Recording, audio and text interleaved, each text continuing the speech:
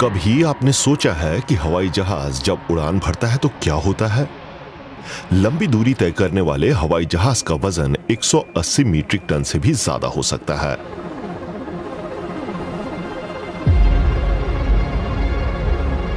इतना वजन लगभग पूरी तरह से विकसित 40 अफ्रीकी बुल हाथियों के बराबर है।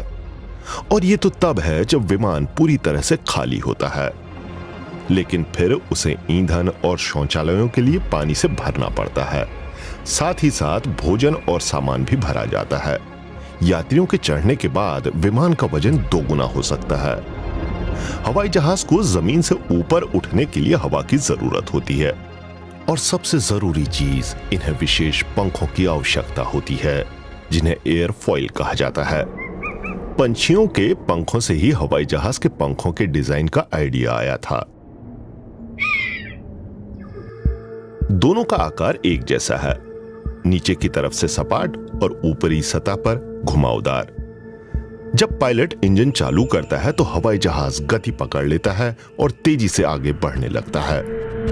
इस दौरान उसके पंखों के पास से और उसके चारों ओर हवा का बहाव तेजी से बढ़ता है।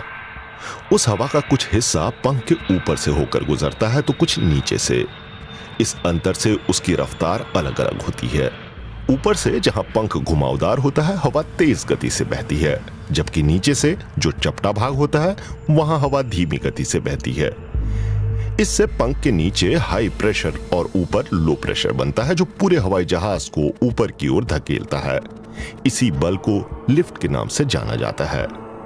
जब कोई यात्री विमान 250 से 350 किलोमीटर प्रति घंटे की रफ्तार पकड़ लेता है तो लिफ्ट इतनी मजबूत हो जाती है कि वो ऊपर उड़ जाता है। विमान जितना भारी होगा, उसे जमीन से उड़ने के लिए उतनी ही तेज गति की आवश्यकता होगी।